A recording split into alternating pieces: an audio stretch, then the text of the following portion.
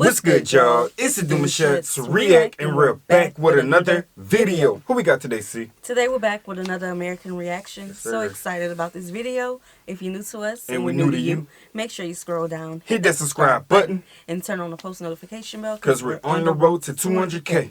And we cannot get there without you guys, alright? Join the family. Without further ado, let's get into the video.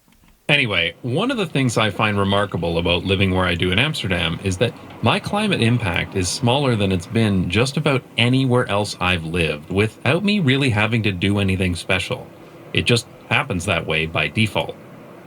Now, that doesn't mean that the Netherlands is some kind of environmental utopia. Far from it. Like all wealthy countries, too many people drive cars, travel by plane, and buy too much stuff. The per capita CO2 emissions pre-pandemic were about 9 tons per person, on par with Germany and Japan and far less than the US or Canada, but still much more than places like the United Kingdom and France. Yeah, in America, you can literally spend your entire life skipping rocks and eating algae and still have a 9-ton output due to the fossil fuels burned on your behalf by the American government for things like the military, roads and bridges, or oil subsidies. Yeah, that's true. Though a lot of the reason why the Netherlands has such high CO2 emissions is because we don't have any of these, which makes it impossible to generate low emissions electricity by building these. Though in France, nuclear energy seems to work nicely. What are your thoughts on that, Rolly? Oh my god, thank you so much for asking. There are basically 2 schools of thought here, 3 if you want to get technical, each one more complicated than the last, so let's take a minute or 40 to just really get Yeah, that being said, our family pays a little extra to our energy provider to have our electricity generated by these and these. So our electricity emits a lot less carbon. And yes, buying low-carbon electricity is definitely something worth doing if you can afford it. I have a degree in electrical engineering and I know how power systems work. But I digress. Electrical grid aside, the Netherlands is fairly well set up for a low-carbon future, especially with respect to transportation. Definitely the train network runs on 100% renewable energy, the bicycle infrastructure is world-class, and many destinations within cities are walkable. The way we design I feel like when it comes to the Netherlands and the U.S., you know how in the U.S. there's a huge belief or culture where people say that we're the big state, like the big country. The biggest country. You know what I'm saying? Not as the biggest, but the best is just that part. I feel like for the Netherlands, they're more like we're more breathable here. We got more air supply. You know what I'm saying? Yes, yeah. I feel like things are just relaxed in the Netherlands. Like, I know we have saw a huge amount of content about Amsterdam, but just reading y'all comments and things, it's like y'all are just relaxed. They were voted a lot of times about being the happiest country, right? That is true. Chocolate it just for breakfast. Seems like, yeah, chocolate for breakfast. That explains it all, really. Uh-oh. Yeah, that explains it all. Yeah, meanwhile, we try not to put too much sugar. I mean, y'all gonna argue that because pancakes, syrup, cereal, Pop-Tarts has sugar. I know, but at the same time, we try not to implement too much sugar because the kids. Right. The kids. You see the impact immediately. Yeah. Right. These has a huge impact on the amount of carbon we emit as individuals and how hard or easy it is for us to reduce our climate impact.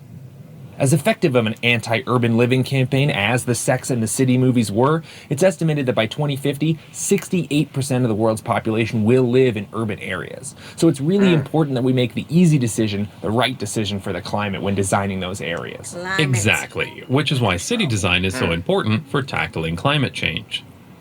Something that annoys me when talking about this subject is that people often claim we'll need to accept a massive decrease in our quality of life in order to reduce our CO2 emissions. While it is true that one of the best things we can do for the environment is to buy less crap we don't need, our cities don't have to be a big compromise. We didn't move to the Netherlands because of climate change, the environment, the cycling, or even the stroopwafels. We moved... I'm sorry, stroop what? Stroopwafels. They're like these thin little waffles with syrup in them, like a waffle sandwich. Okay, at the risk of making the rest of this video about stroop waffles, first of all, that sounds delicious, and second of all, it sounds to me like the waffles are acting more like the bread in this scenario, so it wouldn't so much be a waffle sandwich as it would be a syrup sandwich. Also, where do I get one? Well, you can buy them fresh in the market here, but I actually prefer the ones from the grocery store. But look, this has nothing to do with this video. Can I continue? Oh, I'm sorry. Please keep going. And subtitle this so I know what I'm saying. Anyway, we moved to the Netherlands because we enjoy a better quality of life here.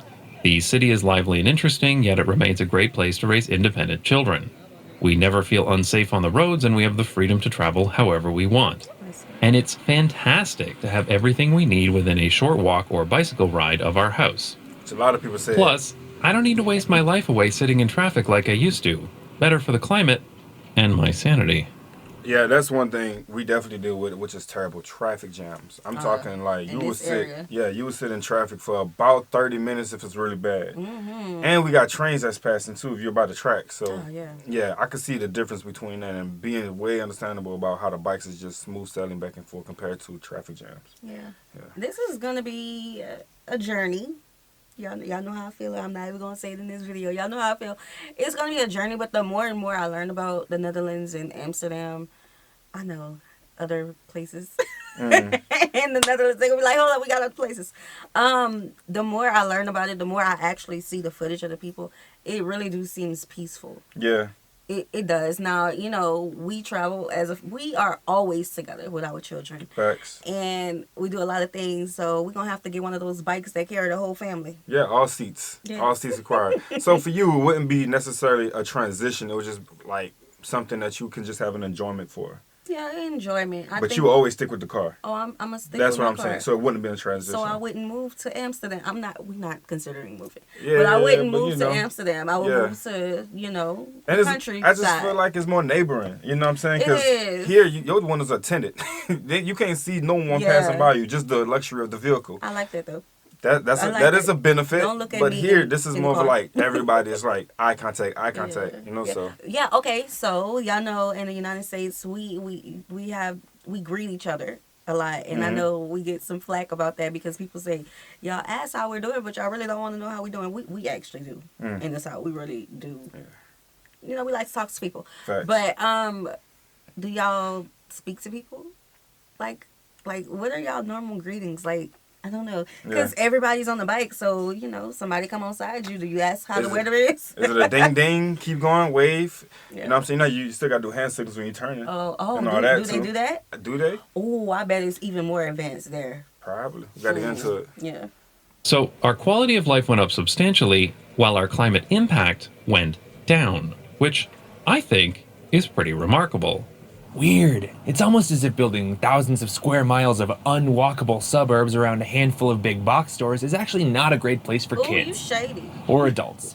Or senior citizens. Or teens. Or tweens. Shady. Or pre-tweens. Or super sweet 16s. It's almost as if the car-dependent suburb is the result of a collusion between the oil industry and auto manufacturers. And I'm sorry, I did a big video about this a couple months ago. Now I can't stop talking about it. You were saying? Yeah, actually, that's a great video. Everyone should watch it, but not right now.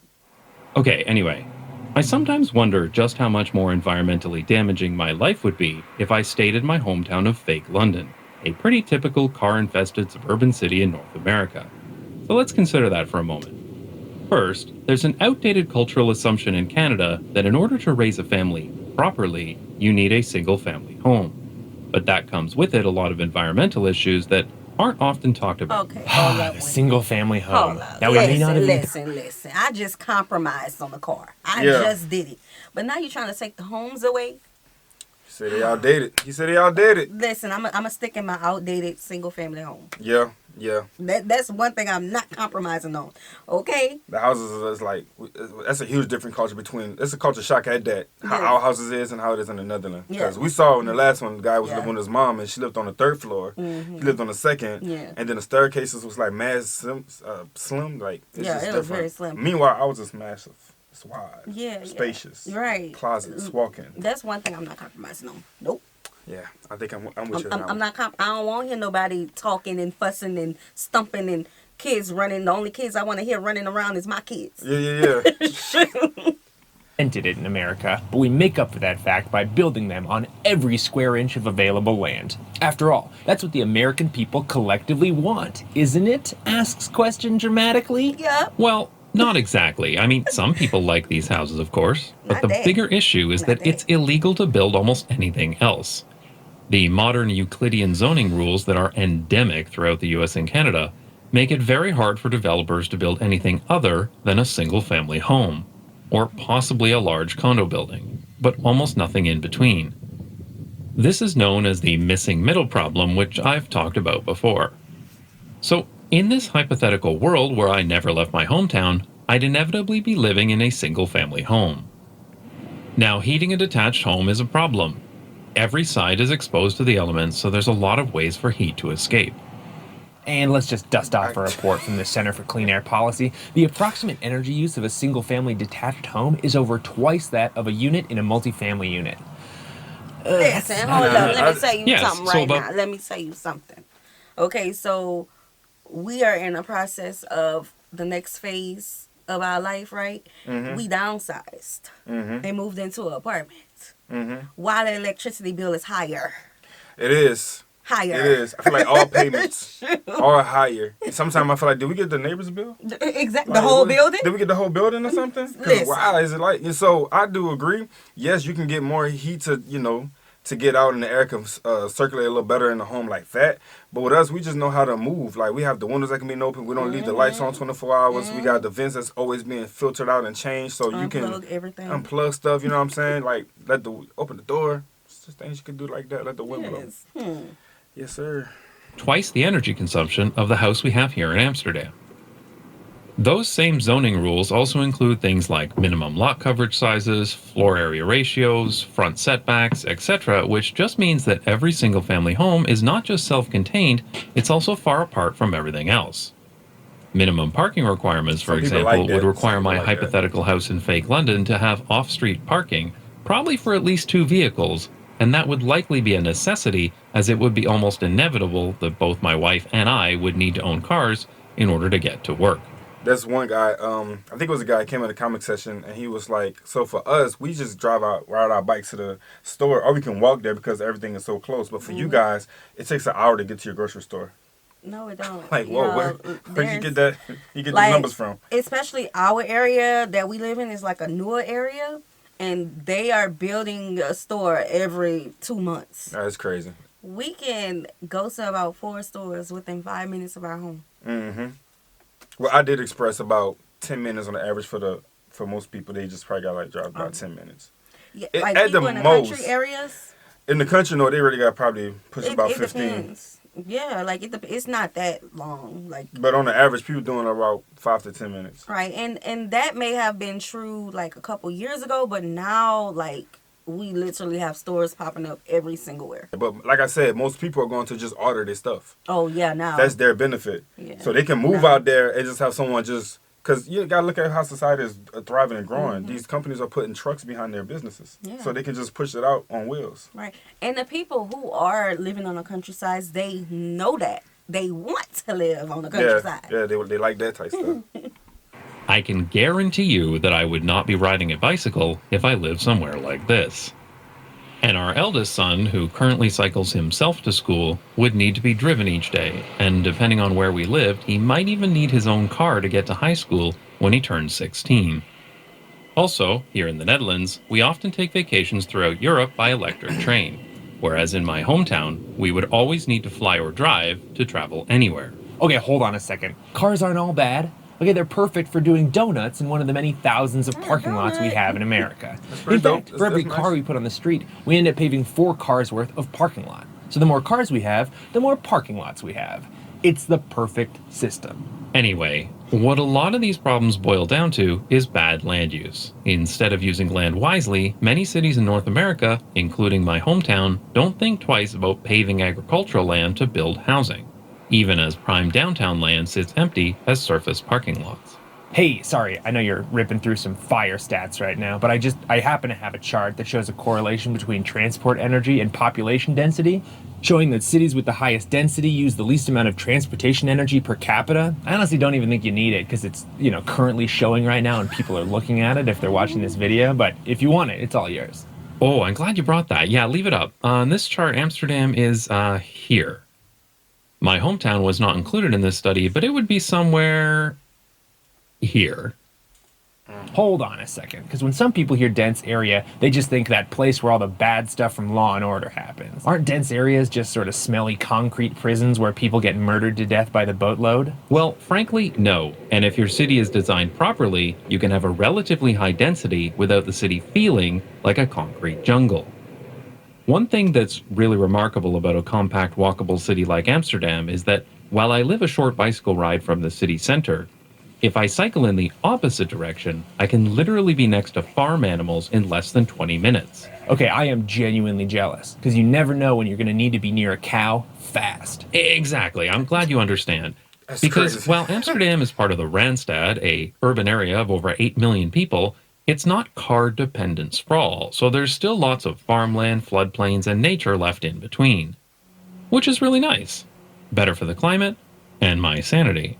Okay, hold on, Jason, because America is big as hell. Okay, I'm not gonna like ride a recumbent bike across America like I'm everybody's math teacher. Yeah, I get that a lot. But look, Americans are not driving from Why Not to Hump Tulips every day. They're driving within their city, and the design of that city decides how far they need to go on a daily basis. Okay, sorry, but how did the guy who named a town Hump Tulips not get put on like every sex offender registry? Whoa. You know what? My B, you're talking about Yeah. commutes, Yeah, it's which crazy. just are the way they are, baby. Yeah, That's but in crazy. North America, there is way too much emphasis put on the length of a commute, and almost all transportation-related discussions revolve around commute distance. But this is often a distraction because there are so many other trips taken on a daily basis besides a commute, such as going to the grocery store, going shopping, visiting friends, or going to appointments. So while the average commute in the US may be 16 miles, over 45% of car trips are 3 miles or less. That's less than 5 kilometers for the rest of my audience. And those trips are driven because of the built environment. When you put it that way, it kind of sucks. Yes, it does. They made the easy decision, the wrong decision for the climate. So we can fix it by changing zoning. Yeah, I mean, it probably starts with zoning, but look, there's a lot of complicated history and socioeconomic factors that... Like what? Well, for Zoning is example, a something lot of different. suburban zoning codes come directly out of policies designed to keep out And minorities. what could be more American than political and corporate malfeasance, baby? Okay, I'm not excited about the malfeasance, but I am very jacked to get into it. I'm not sure why, but that sort of thing really, I like it. I should talk to a therapist about that, maybe. Probably, but maybe later, because we'd have to get into how single-family zoning was built on top of explicitly racist laws meant Ooh, to... baby, here we go. That's what I'm talking about. Okay, Yeah, I'll start. here we go. You know what? Pretty crazy. Let's just take this over to your channel. Are you serious? Yeah, we'll add a bunch of clips and sound effects and cutaways to the edit bay and all that stuff you do over there. What, now? I can't have a bunch of people over to my channel right now. It's a mess. I haven't cleaned it in days. Yeah, well, you should have thought of that before interrupting my video. Okay, I'll see what I can whip together. Yeah, okay, whatever. Blah, blah, blah, some stupid joke about that's Patreons. it. If you want to Gotta support be. the channel, visit patreon.com. All right, but we're gonna stop right there, man. Make sure you guys go check out their channels. They was pretty dope, very interesting as well. The car and the bike connection, like at one point, I do agree with you all. The bikes are dope. You're saving a lot. You're helping the population. Everything about it is just more smooth sailing, like we mentioned. But with the cars, we just have a lifestyle here that we just make it. It's how we grew up. Like we went from swingers, went from colors, went from old school to new school. We went the from type of cars. so many different things that we can do with it. It just makes sense for us. Yeah, I do want to see more of the countryside of the Netherlands. So send those videos in. All right. Oh, yeah. Maybe I could meet my people. Hold on, now, but I gotta mention. He said that he can go one way and be in the city, then he go the other way and be in the in the farmer area. But here we have that in the cities. Right. Most parts, like some families will have a farm on their land and they can have the cows, pigs, and horses. You know what I'm saying? And pretty much down the street, someone else had it as well because they're doing business. Right. And of course, we live in Texas, so that's the culture. It's all mixed in yeah. really well, so we don't have to trying to go two different directions to find it. It's like literally right there. Maybe in the north it's not like that, but I'm not Maybe, sure. zone wise too, as he's mentioned. I don't know. Y'all let us know what y'all thought of this video. We hope you guys enjoyed this video with us. Be sure to subscribe. We'll see you soon. Peace.